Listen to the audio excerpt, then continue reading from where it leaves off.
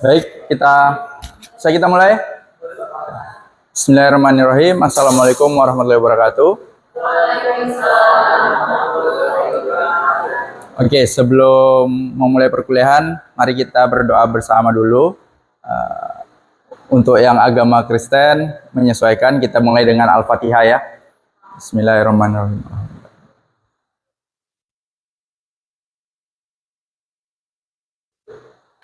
Doa selesai.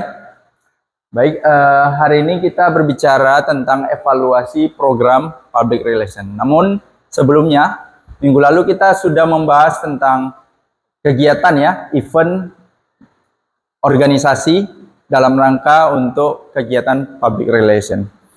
Ada yang mau bertanya tentang materi minggu lalu? Silakan Yola.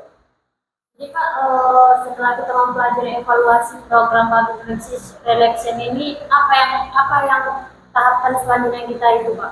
Oke, jadi maksudnya mungkin setelah kita melakukan kegiatan event, ya, baru apa yang perlu kita lakukan gitu ya. Ya baik, hari ini kita akan membahasnya di evaluasi program public relation. Jadi setiap kegiatan event harus dilakukan evaluasi. Oke, hari ini kita masuk ke materi tentang evaluasi program public relation ya. Kalau kemarin kita udah berbicara tentang bagaimana program-program bentuk-bentuk kampanye public relation, termasuk bagaimana proses perencanaannya, merencanakan dan tindakannya. Nah, hari ini kita coba mengevaluasi gitu ya. Kenapa penting materi ini? Jadi kita dengan membahas evaluasi, kita bisa tahu apa saja yang perlu dilakukan gitu ya, dan bagaimana nilai pentingnya evaluasi itu dalam kegiatan public relation gitu. Baik, oke, tujuan pembelajaran ya, yang pertama adalah memahami pentingnya evaluasi. Jadi kalau kita belajar sesuatu, kita harus mengetahui nilai pentingnya gitu ya. Belajar apapun kalian, di mata kuliah apapun, kita penting untuk memahami apa sih pentingnya topik tersebut gitu ya. Nah, di sini nilai penting dari evaluasi adalah bagaimana kita bisa memberikan penilaian kritis terhadap kegiatan-kegiatan PR yang sudah dilakukan oleh suatu organisasi gitu ya. Kemudian mengidentifikasi metode evaluasi. Mahasiswa mampu mengidentifikasi dan membedakan metode apa yang paling tepat, yang efektif untuk bisa mengukur sebuah evaluasi, baik dalam ukuran yang bersifat kualitatif maupun kuantitatif dalam konteks PR. Dan terakhir adalah menganalisis program PR. Kita coba berusaha untuk belajar untuk menganalisis keberhasilan dan kekurangan dari sebuah program PR melalui pendekatan studi kasus ya. Jadi yang kita rancang, kegiatan PR yang sudah dirancang itu harus mampu diukur tingkat keberhasilannya, efektivitasnya. Sampai sini silakan, ada yang mau ditanya tujuan pembelajarannya? Cukup ya? Saya lanjut dulu. Oke. Maka kita harus mengetahui apa sih yang dimaksud dengan konsep evaluasi tersebut itu. Jadi evaluasi dalam PR adalah proses yang sistematis untuk menilai efektivitas kegiatan komunikasi dalam mendukung tujuan organisasi. Ada kata kunci adalah proses untuk menilai efektivitas. Ya. Karena PR adalah kegiatan komunikasi, maka menilai efektivitas kegiatan komunikasi dalam mendukung tujuan organisasi. Evaluasi itu tidak semata-mata dengan hanya output, ya, tetapi juga bagaimana outcome atau impact jangka panjang terhadap stakeholder dan organisasi. Makanya ada istilah dari Peter Drucker, what get measured, get managed, ya. Artinya apa? Jika suatu kegiatan tidak diukur secara tepat, manajemen tidak bisa mengetahui apakah kegiatan tersebut itu efektif, efisien, atau perlu perbaikan atau tidak gitu. Jadi kata kunci dari pengukuran atau evaluasi itu selalu apakah efektif sesuai dengan tujuan kegiatan itu dilakukan. Ya, tujuan organisasi melakukan kegiatan PR. Apakah efisien? Efisien itu gini. Modal yang dikeluarkan menghasilkan yang sangat apa ya? Jadi efektif tidak selalu efisien. Tapi kalau efisien itu udah pasti efektif, tapi dengan menekan semua cost. Ya, dengan cost sekian aja ternyata sudah bisa berhasil. Ngapain perlu besar-besar costnya gitu ya. Jadi efisiensi selalu berkaitan dengan budget, dengan anggaran. Gitu. Dan perlu perbaikan atau tidak? Perlu dikembangkan atau tidak kegiatannya? Atau ya gunakan saja kegiatan kampanye PR tahun lalu misalnya gitu, yang sudah-sudah.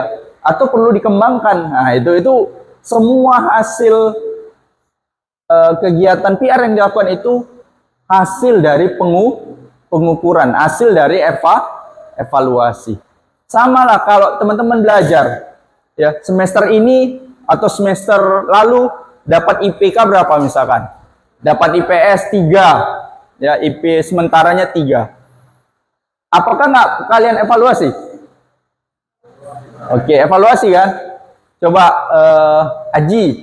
Aji evaluasinya bagaimana kalau semisal IP-nya semester lalu 3? Bagaimana kira-kira yang Aji lakukan? Kekurangan dan kelebihan saya. Kekurangan dan kelebihan. Contohnya apa? Saya kurang di mata pelajaran manajemen, saya perbaiki di manajemen. Misalnya ada yang keunggulan di mata pelajaran yang lain, saya tingkatkan lagi. Bagaimana cara meningkatkan dan memperbaikinya, mengupgrade-nya? Tidak pernah absen, Tidak pernah absen, dengan tugas, tugas, apa lagi? sering aktif di kampus. Berarti kan kamu harus mengukur ya, menilai kembali. Semester lalu saya seperti apa sih belajarnya kan gitu ya. Seperti apa? Misalkan, datangnya telat, tugas tidak mengumpulkan, misalkan begitu kan? Apa lagi? Apa lagi kira-kira? Nah, baru kemudian dirancang kan? Dirancang.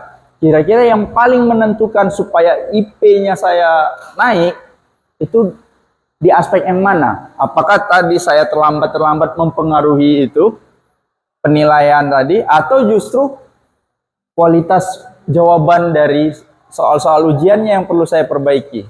Nah, itu kan kamu akan berusaha untuk mengukur. Semester lalu begini saya, cara belajar saya begini. Semester ke depan nggak boleh harus begini kan? Tidak boleh kayak gini lagi. Harus ada peningkatan, misalkan baca bukunya lebih banyak, baca jurnalnya lebih banyak, komunikasi atau diskusinya lebih banyak dengan teman, dengan dosen, kan begitu. Sehingga dengan upaya itu, proses itu, kita tahu, oh ini jadi pijakan, supaya kita nggak melakukan hal yang sama di semester depan, kan begitu ya. Nah itu sama, organisasi juga begitu. Ketika dia mengukur, ya apa yang kita ukur itulah yang akan kita kelola, kita manage gitu ya. Ke depan itu mau seperti apa? Ya. Pak, ada nggak kegiatan itu nggak perlu diukur, nggak apa efeknya kalau nggak diukur? Ya efeknya kita nggak kemana-mana. Kita hanya berada pada mengulang situasi yang lama kan begitu. Ya kalau misalkan semester lalu ya kita cuma dapat IP 3, kalau kita nggak ngapa-ngapain ya 3 juga pasti. Kita persis melakukan hal yang sama, lah itu pasti 3 juga. Atau justru malah turun. Sama di PR juga gitu, public relation juga begitu. Ya, dia misalkan tahun lalu organisasi melakukan kegiatan misalkan penanaman pohon 1000 pohon dengan budget sekian yang udah dikeluarkan, gitu ya. Harapannya orang antusias, lebih menyukai organisasi kita, peduli terhadap apa yang kita lakukan. Ternyata kalau kita ukur, kita evaluasi 1000 pohon dengan kegiatan yang sebegitu besar, justru malah tidak terkontrol, malah tidak efektif, kan gitu ya. Karena apa? Karena susah sekali mengontrol kegiatan yang 1000 pohon itu. Makanya harus diukur. Apakah kita perlu melakukan hal yang sama atau justru kita mengevaluasi, mengukur kembali, membuang atau istilahnya mengurangi ya. Mengurangi, oh kayaknya ini kurang efektif kegiatan PR-nya. Karena apa? Citra positif organisasi juga tidak dapat di situ. Malah justru berserak acaranya. Makanya yang saya pernah sampaikan di pertemuan lalu itu ya, ketika ada event organisasi, pastikan hal-hal teknis itu menjadi hal yang sangat penting untuk diperhatikan. Hal-hal teknis itu apa? Mulai dari bagaimana audiens yang diundang. Ya, apakah semua orang terbuka untuk umum? Sanggup nggak panitianya? Kan begitu. Karena apa? Kalau ada tamu yang udah diundang namun tidak dilayani dengan baik, malah justru blunder. Ya, tidak sesuai dengan target dari PR tersebut. Bisa dipahami ya? Ada pertanyaan sampai sini? Silakan. Ini konsep pengertiannya dulu. Ya. Jadi semua kegiatan, termasuk kegiatan PR, itu harus dievaluasi. Karena dengan kita mengevaluasi, kita tahu posisi pijakannya seperti apa untuk ke depan. Oke, manfaat evaluasi program PR. Yang pertama adalah menilai pencapaian. Dengan kita mengevaluasi, kita tahu sejauh mana tujuan komunikasi telah tercapai sesuai dengan perencanaan di awal. Misalkan ya, kita mau kampanye atau mempromosikan, memperkenalkan lah dulu ya, memperkenalkan termasuk mempromosikan kampus Graha misalnya. Di mana? Di SMA tertentu misalnya begitu ya. Ya kan? Target dari kampus adalah bagaimana siswa-siswa atau sekolah yang siswa sekolah tersebut itu bisa mengenal baik apa kita, di mana posisi kita, apa program-program kita, selama ini kita udah berkontribusi seberapa banyak, termasuk beasiswanya kan gitu ya. Jadi semua atribut yang direncanakan dalam perencanaan komunikasi itu tercapai. Nah, evaluasi untuk mengukur itu, capai nggak targetmu yang kemarin? Gitu. Rupanya di sana misalkan tenaga salesnya atau tenaga PR-nya di sana tidak melakukan itu, tidak menjelaskan siapa kampus kita, tidak menjelaskan apa program-program unggulan di kampus kita. Artinya kan nggak tercapai kan? Dia ke sana, iya sudah melakukan kegiatan sosialisasi, pemasaran, gitu. Tapi target-targetnya yang tidak disampaikan.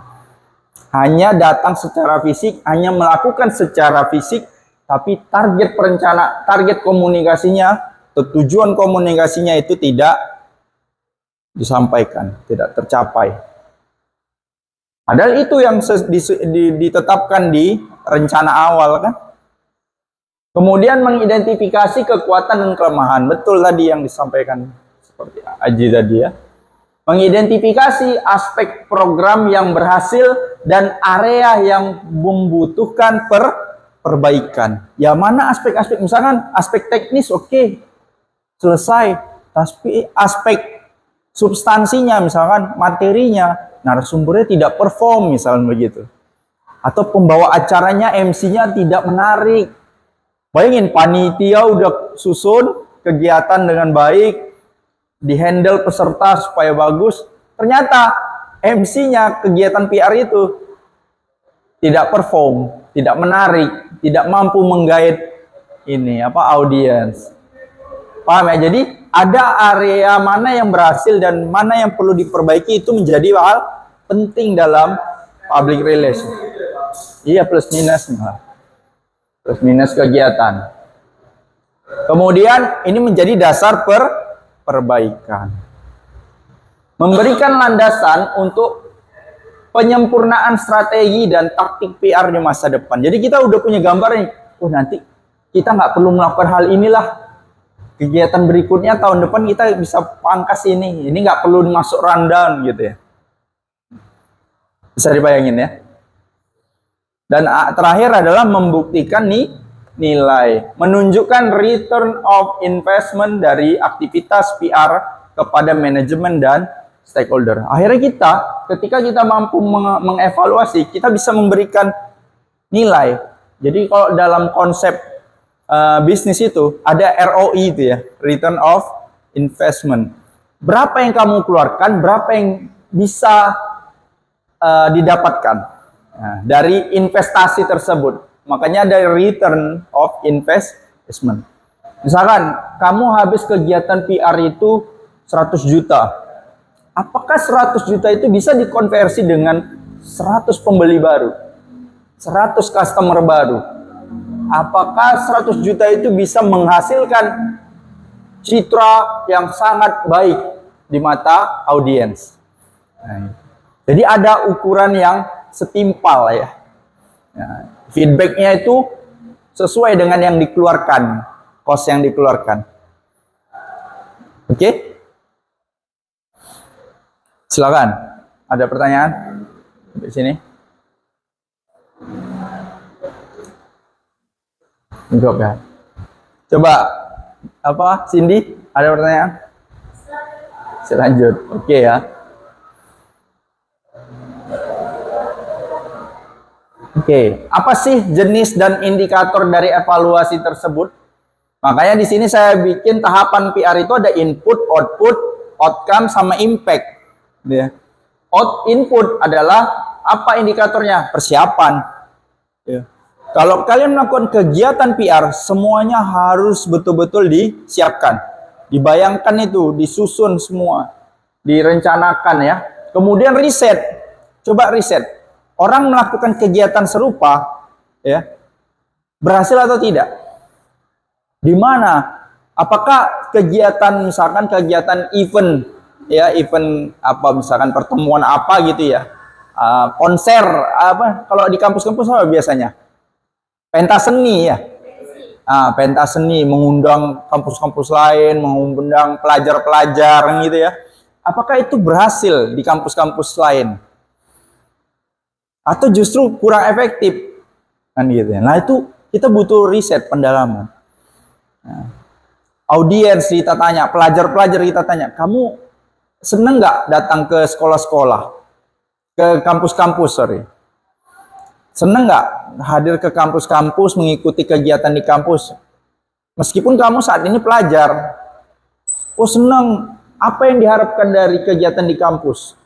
Nah, oh ya banyak makanan, kuliner ya kan, ada musik, konser misalnya begitu. Ada apa? Lucky draw kan gitu.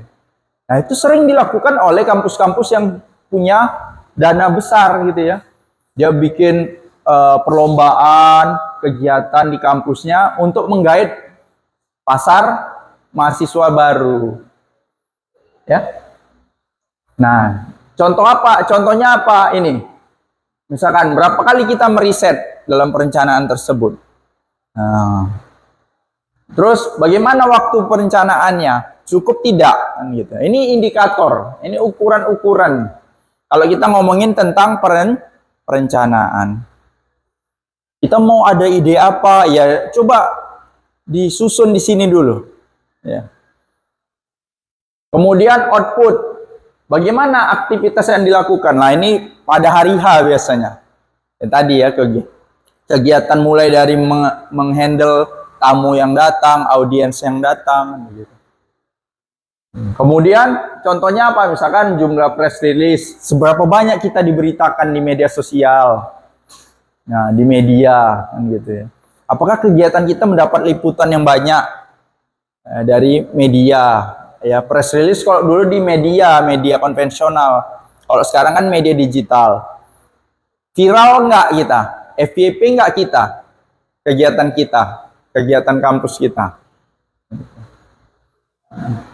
Konten yang dipublikasikan muatannya positif atau negatif?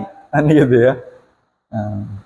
Kan pernah itu yang kasus pemerintah kota mana gitu ya, pemerintah provinsi. Dia bikin event sama masyarakat, rembuk warga, tapi rembuk warga itu justru citranya bukan baik ya. Karena di situ orang protes, namun MC-nya tidak mampu menghandle. Ya, MC-nya tidak mampu menghandle situasi provinsi tertentu itu ya.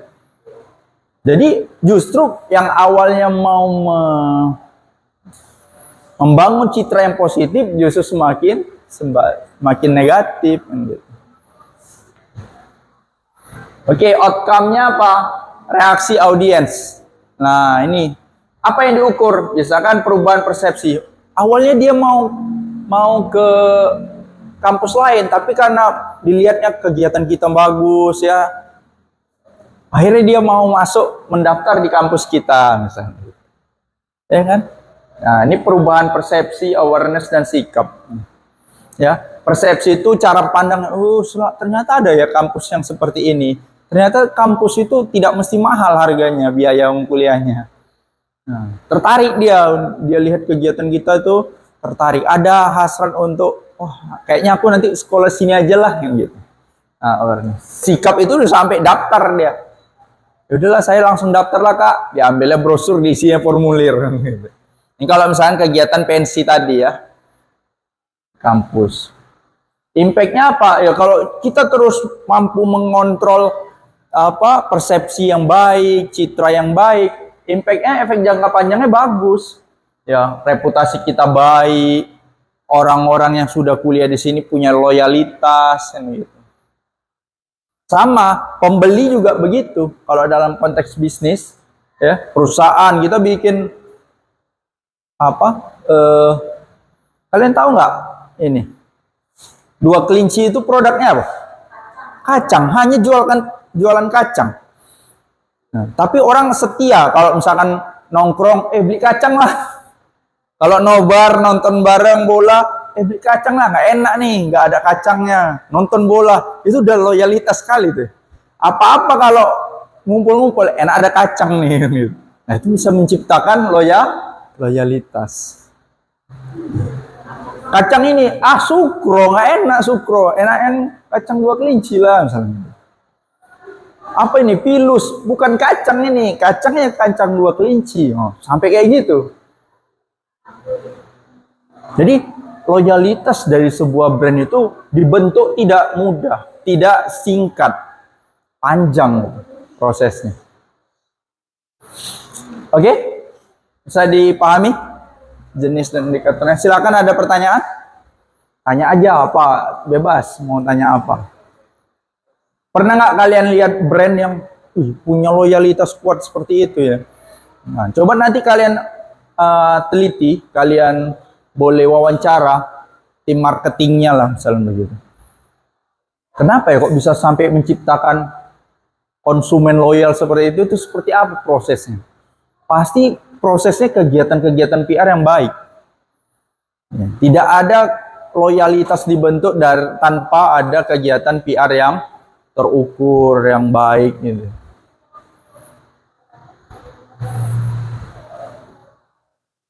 Oke, metodenya seperti apa? Metode pengukurannya. Pertama dengan cara kuantitatif. Kita bisa survei jejak pendapat. Ya. Dari kegiatan itu kita kasih selebaran bagaimana pendapatmu tentang kegiatan ini. Nah, kita bisa lihat. Itu survei. Polling juga bisa. Dari biasanya pakai apa itu? Google Map apa segala macam, tinggal dikasih pilihan aja A, B, C, D kan gitu ya. Kemudian traffic web. Ketika kita memposting kegiatan itu, kunjungan view-nya naik enggak? Nah, gitu ya. View Instagramnya naik enggak? Kalau di media sosial engagement namanya ya. FYP enggak kan gitu ya. Nah, jadi ini sering sekali digunakan tolak ukur ini. Kuantitatif. Tapi kadang tidak hanya kuantitatif, kualitatif juga perlu. Misalkan kalau pernah kalian lihat ada kegiatan, nah itu nanti diwawancara itu, testimoni lah kegiatan ini seperti apa. Wah, kegiatannya menarik sekali gitu ya. Ini, itu kan ada ya. Jadi nggak hanya sekedar ini, kualitatif juga, wawancara singkat dengan peserta yang hadir pada kegiatan PR tersebut. Ya, wawancara singkat, wawancara mendalam, FGD, atau analisis konten media sosial, termasuk testimoni. Apalagi testimoni ya, ulasan review singkat gitu. Nah, dalam era digital ada namanya social listening. Ya, social listening itu yang kita mau lihat analisis opini publik di media sosial bagaimana, sentimennya baik atau buruk, engagementnya, banyak yang like atau yang dislike, misalnya gitu. Banyak yang share atau enggak, gitu. Nah, kemudian ada media monitoring, ya analisis media baik itu positif, negatif, netral, kemudian tone pemberitaan seperti apa, ya mirip-mirip, ya. Karena apa? Karena di eranya era digital sekarang, gampang viral, ya kan? Gampang viral, tapi bisa viral negatif, kan itu yang berbahaya. Kalau viral positif, FYP itu bagus ya, tapi kalau viral negatif, bayangin kita udah habis modal berkegiatan bikin event tertentu, tapi negatif. Cukup? Oke, ini ada lagi studi kasusnya. Bagaimana kita lihat, misalkan dulu orang belanja online itu kan takut ya, penipuan atau segala macam. Tapi ada hashtag seperti ini dikembangkan oleh platform ini ya, Shopee. Tujuannya adalah mengedukasi masyarakat tentang belanja online yang aman. Oh, ini selama masa pandemi waktu itu. Orang takut keluar ya, segala macam. Taktiknya apa? Dia kolaborasi dengan influencer. Kemudian dia memberikan webinar edukasi. Dia bikin konten edukasi di berbagai platform. Nah, hasilnya apa? Engagement media sosial meningkat 45%. Awareness publik meningkat berdasarkan surveinya. Kemudian terdapat gap antara awareness dan perubahan perilaku. Oke, orang tahu, orang sadar, tapi masih ada ini kekhawatiran, orang belum berani sepenuhnya belanja secara online. Memang awareness-nya bagus, tapi nggak 100%. Masih ada gap. Ya. Orang tertarik belanja online, tapi orang belum betul-betul berubah sikapnya dalam tindakan gitu. Nah, jadi setiap hashtag kampanye itu biasanya pakai hashtag kan kalau di media sosial. Supaya apa? Supaya dia algoritma engagement media sosialnya meledak, FYP cepat dikenal kan gitu ya. Oke, jadi poin pentingnya adalah evaluasi PR itu berdasarkan evaluasi harus dirancang sejak awal program, bukan setelah kampanye selesai. Sebenarnya sejak awal perencanaan kita udah harus punya bayangan bagaimana kita nanti mengevaluasinya. Itu yang baik, ya. Tidak di akhir saja gitu. Kemudian sesuaikan dengan tujuan. Metode evaluasi harus disesuaikan dengan tujuan awal program yang telah ditetapkan. Kemudian validitas, gunakan data yang valid, jangan data sembarangan. Ya. Kalau kita manipulasi data, informasinya palsu, tidak sesuai fakta. Itu yang berbahaya bagi manajemen. Wah, ternyata datanya ini nggak asli. Yang mau merancang kegiatan PR berikutnya jadi bingung kan? Ini nggak berdasarkan fakta. Nah, gunakan kombinasi pendekatan kuantitatif dan kualitatif untuk hasil yang lebih maksimal ya. Evaluasi tidak hanya untuk menilai keberhasilan, tapi juga sebagai pembelajaran untuk program berikutnya. Jadi kita tahu mana yang kurang, mana yang perlu diperbaiki, mana yang perlu kita lanjutkan kan begitu. Oke? Bisa dipahami? Ada pertanyaan? Cukup? Cukup, kalau cukup, saya kira ini menjadi materi penutup kita. Ya, semoga apa yang kita pelajari mulai dari bagaimana memproyeksikan kampanye PR itu ya melalui kegiatan-kegiatan seperti event apa segala macam. Nah, itu terakhir kita ukur, kita evaluasi supaya apa? Supaya benar-benar target-target organisasi perusahaan. Kalian nanti kalau kerja di perusahaan pasti akan disuruh seperti ini. menilai, mengevaluasi diri kegiatan-kegiatan yang sudah dilakukan oleh organisasi itu seperti apa efeknya, impactnya seperti apa. Karena organisasi kan nggak mau habis duit begitu, bikin kegiatan sana sini, tapi efeknya kurang kan gitu. Efeknya atau return of investmentnya itu tadi nggak sesuai kan gitu, nggak ada. Itu nanti pasti akan kalian rasakan kalau kalian bekerja di perusahaan. Oke, demikian. Semoga apa yang kita bahas hari ini memberikan manfaat. Ya, lebih kurang mohon maaf. Kita akhiri perkuliahan ini dengan membaca doa Alhamdulillahirabbil alamin. Terima kasih. Wassalamualaikum warahmatullahi wabarakatuh. Ya.